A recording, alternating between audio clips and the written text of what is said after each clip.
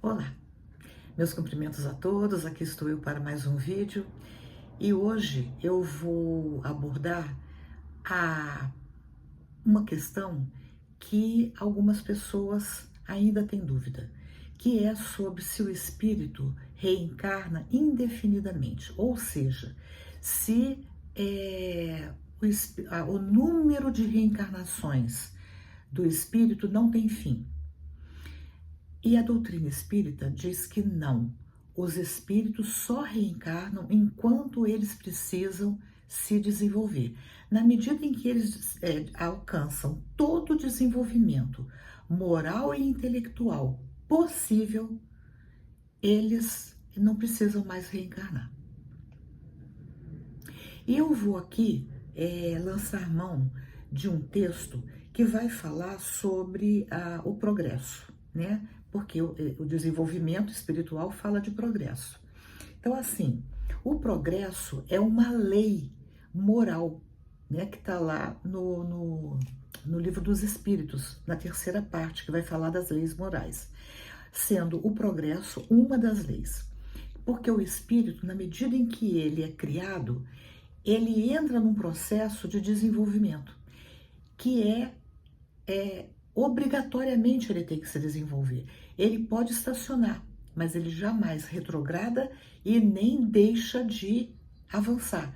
Ele pode estacionar por teimosia, mas a lei do progresso vigora sempre. Então, quanto à reencarnação, né, que nós falamos que ela, enquanto o espírito ainda não se desenvolveu plenamente, ele continua reencarnando, porque ele está inserido na lei do progresso. Eu trouxe aqui um texto que vai falar o seguinte, que se nós não admitirmos a reencarnação, como que nós vamos explicar a genialidade de um Leonardo da Vinci? Como que nós vamos explicar o gênio literário de um Victor Hugo, que é o que está escrito aqui no texto, o gênio científico de um Einstein, o gênio filosófico de um Sócrates, de um Platão, de um Aristóteles, de um Confúcio, entre outros? Como nós vamos explicar a genialidade musical de um Bach, de um Liszt, de um Tchaikovsky, de um Vivaldi e etc. E mais recentemente, né, para não ficar só nos gênios do passado, nós temos, por exemplo, uma menina que ela é de Illinois, nos Estados Unidos, o nome dela é Akiane Kramarik. Essa menina hoje ela tem 29 anos, mas desde os 4 aninhos de idade, ela já demonstrava uma habilidade para a pintura impressionante. E não era qualquer rabisco, os desenhos dela, já na mais tenra idade, já eram de uma complexidade, de uma harmonia que tornava as pessoas ficavam admiradas com aquilo. Ela, inclusive, pintou uma tela que ela nomeou o Príncipe da Paz, que é Jesus. Essa menina é um gênio, né? Um gênio, mas que não ficou só na tela. Ela é uma escritora, ela também é uma musicista. Ou seja, como que nós vamos explicar esses gênios sem recorrermos às múltiplas existências, que são as reencarnações? Então, nesse texto que está no Jornal Espírita, mas é um texto anônimo, pelo menos eu procurei e não encontrei o autor, ele diz então, né, sobre isso, né, e diz assim, que todas as aquisições culturais, artísticas, filosóficas, literárias, políticas, etc., formam um acervo indestrutível que fica arquivado, de maneira indelével na memória espiritual, cujos conhecimentos serão recordados em forma de vocação nas futuras existências. Então, para aqueles que acham que não vale a pena a gente se esforçar, aqui o autor é muito claro em dizer: tudo que nós aprendemos, todos os nossos esforços valem a pena, porque o que nós aprendemos, o que nós adquirimos, vai fazer parte do nosso acervo, do nosso conteúdo, e vai ficar arquivado na nossa memória. Mas nós sabemos, e vocês podem dizer assim: ah, mas o espírito esquece. Ele esquece temporariamente, na reencarnação. E o esquecimento tem uma função muito importante, mas esse esquecimento não é pleno, porque a lembrança desse conteúdo, ela vai aparecer em formas de vocação, que é o que acontece, que é o que explica esses gênios da música, das artes de um modo geral, da política, né, que trazem já como ideias inatas, como vocação, aquilo que eles adquiriram em vidas pregressas.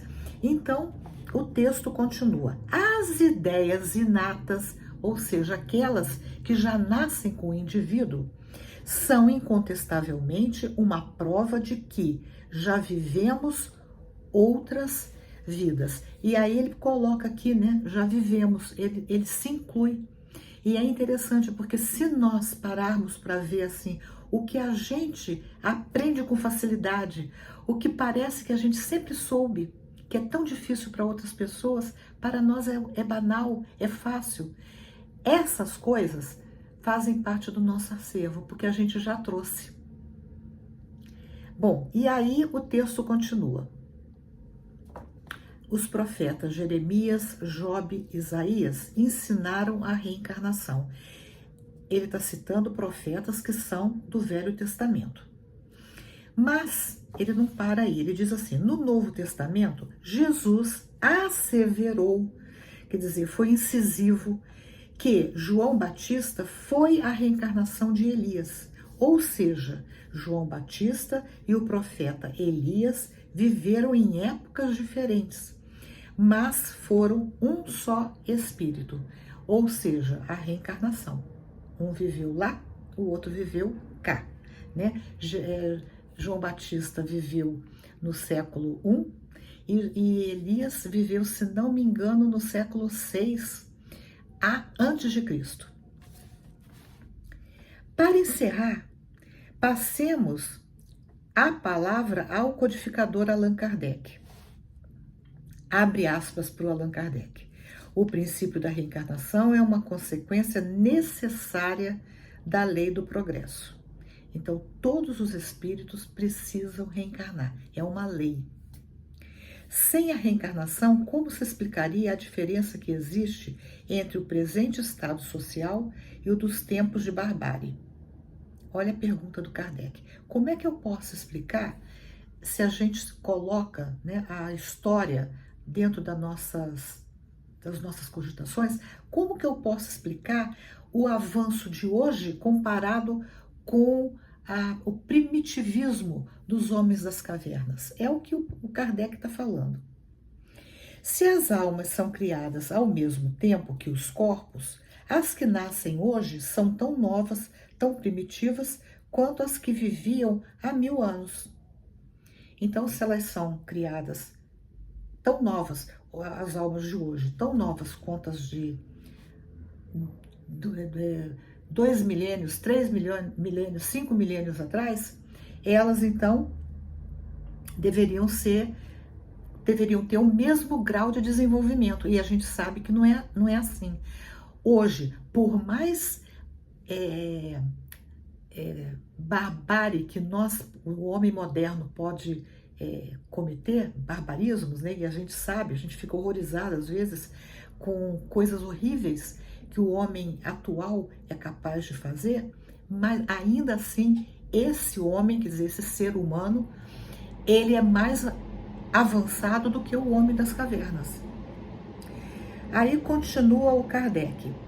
Por que então as de hoje haviam de ser melhor dotadas por Deus do que as que as precederam? porque tem a intuição de certas coisas sem as haverem aprendido. Intuição, sabe?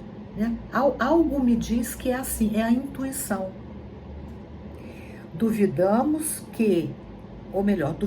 de que alguém saia desses dilemas. Quer dizer, dilema é o quê? Uma coisa que você não consegue explicar. A menos admita que Deus cria almas de diversas qualidades. Quer dizer, cria almas desiguais, umas com mais qualidades, outras com menos qualidades, umas mais avançadas, umas menos avançadas. Quer dizer, essas almas saem das mãos do Criador com qualidades diferentes. Então, a menos que a gente admita isso, nós não saímos desse dilema. Essa é uma proposição inconciliável com a ideia da justiça soberana, da justiça divina. Fecha aspas para o Kardec. Isso está em A Gênese, capítulo 11, número 33, edição da FEB. FEB é a Federação Espírita Brasileira. Então eu espero que com esse vídeo tenha ficado claro que não há um número indefinido de reencarnações. Os espíritos reencarnam tantas vezes quantas forem necessárias para o seu desenvolvimento. Atingido aquele desenvolvimento, eles não precisam reencarnar mais. E que desenvolvimento é esse? É o desenvolvimento onde eles chegam à condição de espíritos puros. Na doutrina espírita tem 5 categorias de mundos habitados. Os mundos primitivos, que é onde encarnam e reencarnam os espíritos primitivos, os que estão no início da sua caminhada evolutiva. Depois vem os mundos de provas e expiações, que são os mundos como a Terra, onde nós continuamos reencarnando. Por quê? Porque nós ainda somos extremamente materializados, né? E onde o mal prevalece. Depois vem os mundos de regeneração, onde os espíritos já estão cansados de tanto mal e a Terra, né? Quando a gente fala em transição planetária, é esse momento que nós estamos vivendo e que em breve, se Deus quiser, a Terra vai entrar.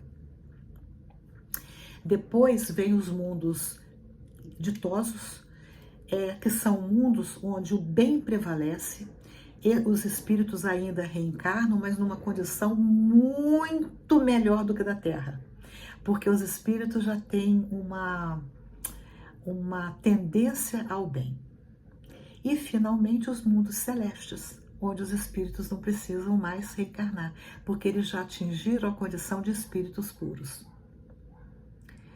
Se gostaram desse vídeo, dê um joinha, compartilhem e, se desejarem, se inscrevam no canal. Até o próximo vídeo, se Deus quiser.